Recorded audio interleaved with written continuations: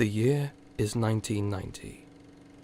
David Thirlwell and his team of painters and decorators from Liverpool would be employed specifically by Saddam Hussein, the dictator of Baghdad, to travel overseas and decorate the interior of Saddam Hussein's palace. Whilst overseas, the Gulf War broke out. In consequence, Saddam Hussein kept the painters and decorators from Liverpool hostage in a 5-star hotel fulfilled with cheap ale. And if you know Scousers like we do, you know exactly what happened. Over 20 years later, David Thirlwell's story would be told in the form of a play. Written and directed by Mike Howell, he would collaborate with an ensemble of talented performers from Liverpool, thus creating the comedy that we know of today, More Scouse Saddam. A play that originally was only meant to last one night, would go on stronger and stronger for 2 more years.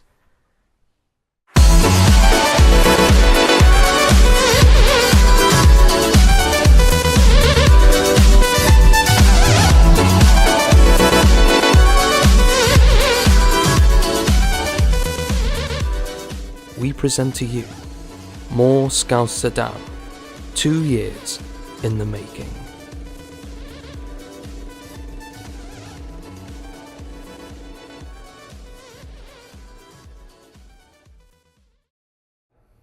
My name is Ciara O'Neill and I play the role of Jackie. My name is Andrew Games. I'm a professional actor from rural Merseyside, and the role I play in this play is Dave Thirlwell. My name is Jazz Jago and I play Joan. Right, well, hopefully you can all understand me. Emmett Meehan, and I play the part of Jimmy, whose surname is ambiguous, I would say.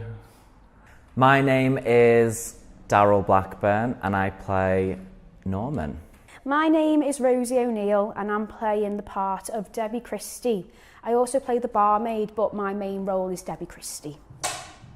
My name's Faye Draper. I play hostage, Wazan Zahawi, the Foreign Minister of Iraq. And I am also apparently now a narrator. Okay, so the very first ever production, which was in the Lantern Theatre. So we were really lucky to do it at the Lantern. Obviously, it's not there anymore. That's when it was in its very basic beginnings. It's a time where you're unsure, would we do it again? Is it going to go anywhere else? So I originated in the Capstone, which was in March last year. Capstone was after that, which, like I said, turned into like a more big scale sort of production with lots of props, lots of naturalism. It was a very long show as well. It was about getting lots of detail in because we had the time to use in the space.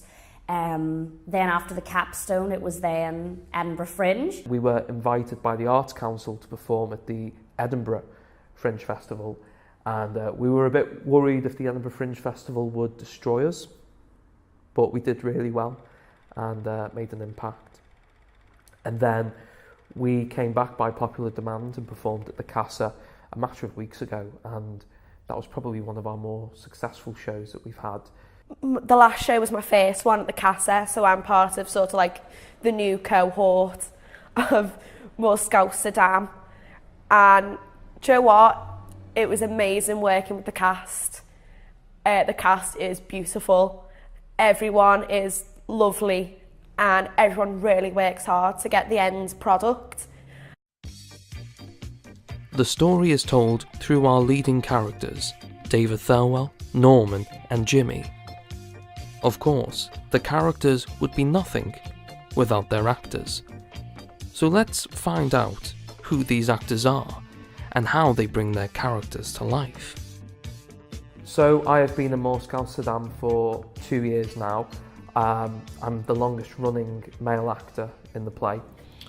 Well, the Jews are captive, but they are utilised in a way that supports our side of the war. In Auschwitz, the main camp, Jews of various talents are used to make guns, houses, cars, tanks. Their efforts make up for their scum. So Dave Thelwell is the heart and soul out of the three lads. They all rely on him just as much as he relies on them. And I think Dave is the handyman. He's the brains, the mastermind of out of the three. But at the same time, he's just as thick as his other two co-stars. And it's been a really playful role. I think the key this time was to make the role more playful. And I think Dave is, despite his bravery and courage, I think he's very naive as well. And I'm just trying to make the characters as three-dimensional as possible. Norman is gay. That is the first and probably most important thing you need to know about Norman. He's very different from the other lads because he's not your typical lad's lad. But the lads love him. He is one of the lads in a sense, but he's also a standout character, and it brings a lot of comedy relief to the play. Jimmy is a painter from Liverpool who's in dire straits. And to be honest, I think if Dave didn't come along and offer him a good alternative, he would do anything to get money, which is why he's a gambler who likes the sauce, likes his drink. He has a wife, but he's not exactly committed. So he's probably your stereotypical sleazy lad who just does whatever he wants and expects everything to fall into place for him. Of course, it's not just about the men. The story is also told through the wives, as well as other female characters. Let's learn more about our actresses and how they bring their characters to life. So I originated in the Capstone, which was in March last year. There he is at home with his pint of dandelion and burdock, watching television in the dark. All I do is shop a lot. Shop a lot with now. Though I do like shopping. I like to. I like the butcher best. Blood everywhere, laughing his bloody head off. He's fat too. Fat. Like jelly pork. Joan's the wild one out of the friendship group. She likes to have a laugh, she likes to have a dance. She's married to Jimmy, one of the guys who are taken hostage, and she just tries to keep things happy and positive while he's gone. I definitely know a lot more about Jackie now that it's 2 years down the line of playing her. Look, it's just heartbreaking. You don't think that something like this is ever gonna happen to you? We just want them to come home. Just please let them come home to us. I sort of went, the first time I played her, it was sort of trying to get to know her as much as I could as a person when we were sort of a bit more naturalistic in how we were playing it. Then with Edinburgh, I feel like I had to sort of change her into a bit of a caricature, but that was just the nature of the Fringe and trying to get people's attention on the street. You had to do big bold things and wear rollers in your hair and just be a caricature to get the attention to say, come and see this Scouse play. With playing it now for like however many times the show's been now, I feel like I don't even think about it as much anymore. It's like I just fall into playing Jackie really normally now. I forget my lines like everyone does and don't remember things, but I certainly know how to be her now. That was like my first kind of project since I graduated from drama school. So I was nervous because this is like the big world from graduating type thing. But it was just amazing experience. Like I couldn't have asked for a better, more positive, like it boosted me and makes me ready to continue. It's crazy. I don't think I've ever heard anything like that before. Just think of the press we get for this. Do you think it would get the attention it deserves? Baby, it's 1990. This is as good as it gets until Donald Trump runs for president. Like that's ever gonna happen. Well, tell me about it. Tell me about it. Well, Debbie Christie, she is like the only character who I think isn't really personally involved in this situation. So that's been a bit of a challenge for me because I still want to make her like a person with her own backstory and stuff. And she's not going through what the other characters are going through at all. This is like completely outside to her. Like this is her job. This is like an amazing opportunity for her in her career.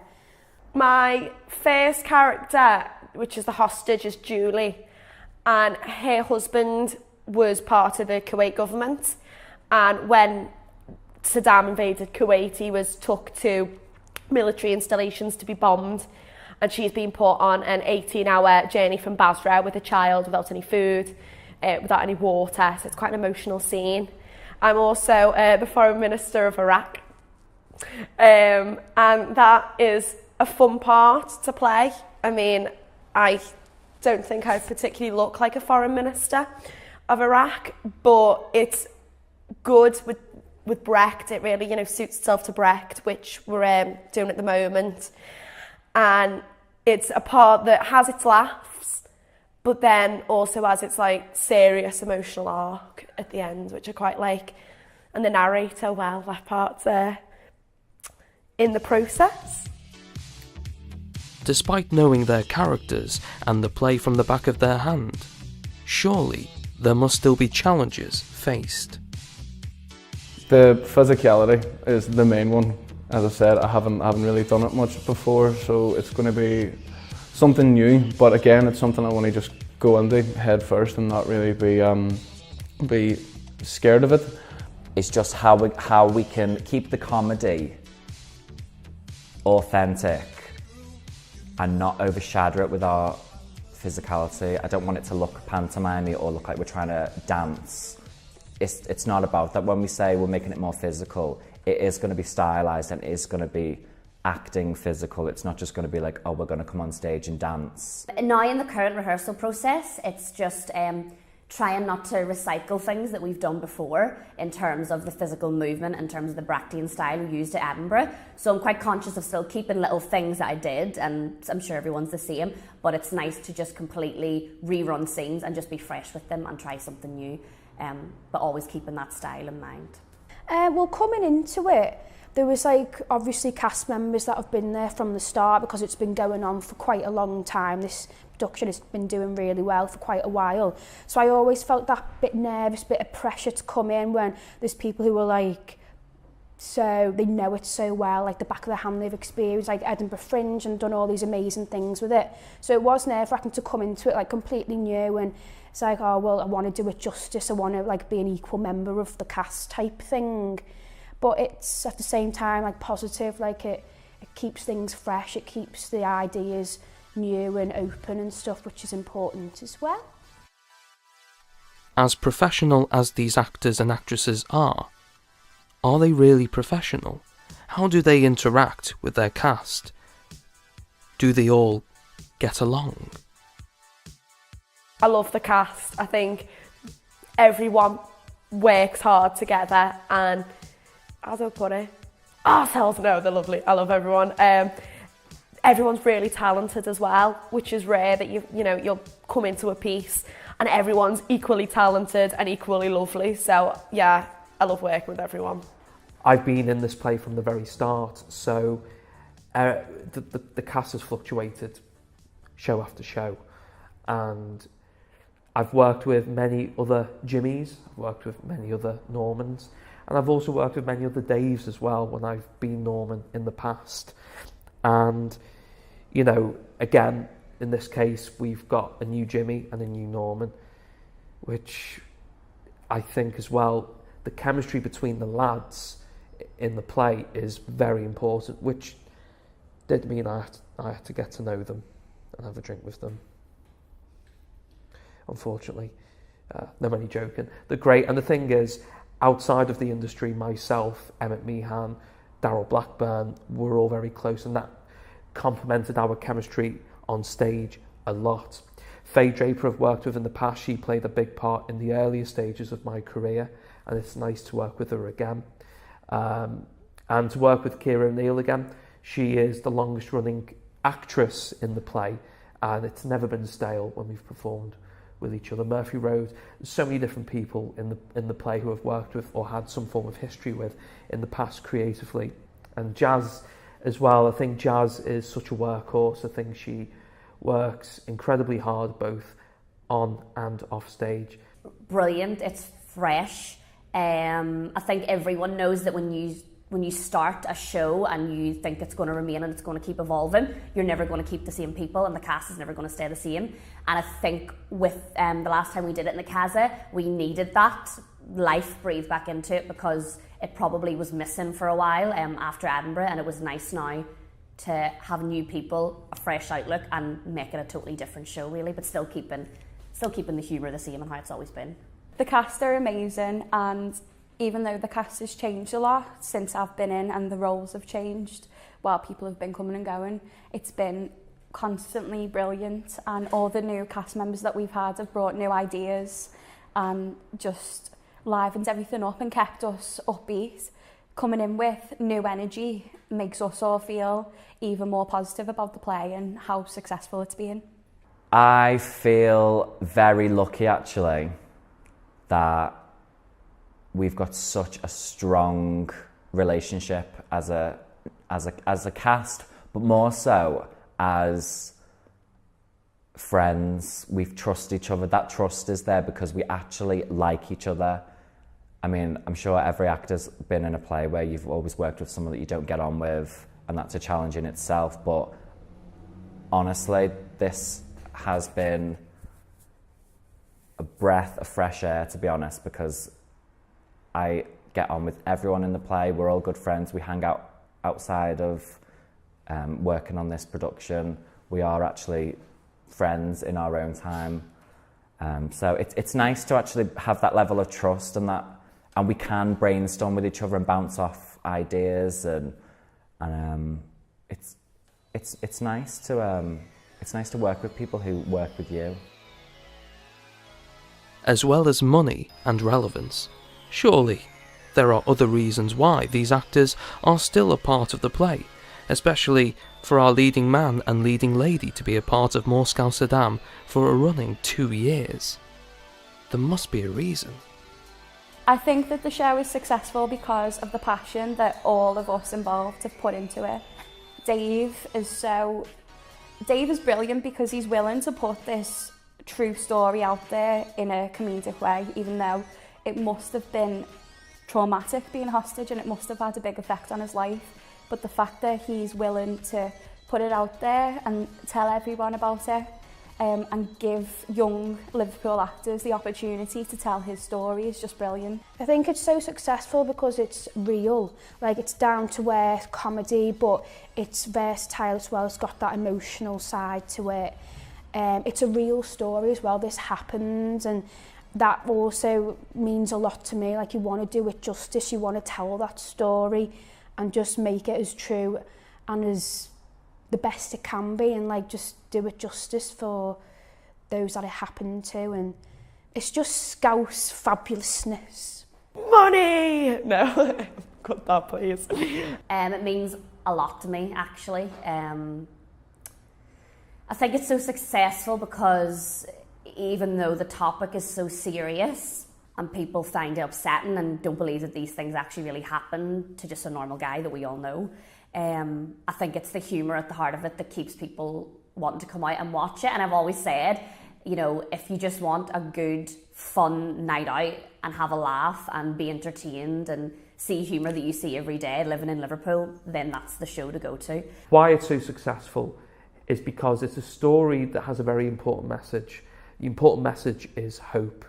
Despite how deep you are in a situation that's really bad and it seems impossible and hopeless to get out of it, there's always going to be hope, there's always going to be light at the end of the tunnel to be a better, stronger person.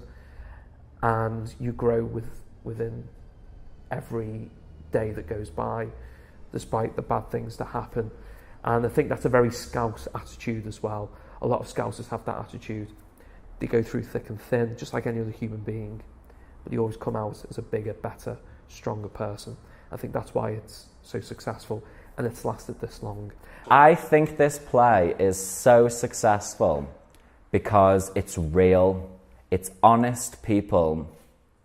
These are all characters that you could meet and probably know or have at least come across. We haven't just created characters for the fun of it being entertaining, or we think the audience would really enjoy this. These are people that you probably know or have met. And I especially feel like this play is so successful, especially in Liverpool, because it feels local. It feels like you can really relate to these characters and what they've gone through. But also we've made it funny, and I think that's what Scousers and the people of Liverpool really appreciate, is comedy when we are talking about serious issues, because I think if you meet any Scouser, you can have a serious conversation with them and they will always manage to put humour in it somewhere. And I feel like that's what this play represents. It's real drama and it's got some moments of real sadness, but we aren't just trying to make the audience upset and hear our message. We're trying to bring a bit of light to a dark situation. We can see the show at 81 Renshaw Street on the 17th, 18th, 19th of June at 7:30 p.m. There's a matinee also on the Father's Day, a Sunday, at 2. So please come and see us. We can see the 17th, 18th and 19th of June at 81 Renshaw Street as part of Liverpool Fringe Festival. 81 Renshaw Street on the 17th, 18th and 19th of June. You can see the show at 81 Renshaw on the 17th, 18th and 19th, and there's a matinee. So you can see more Scouse Saddam Invades Liverpool Fringe Festival at 81 Renshaw on the 17th, 18th and 19th. We also have a matinee show on the 18th.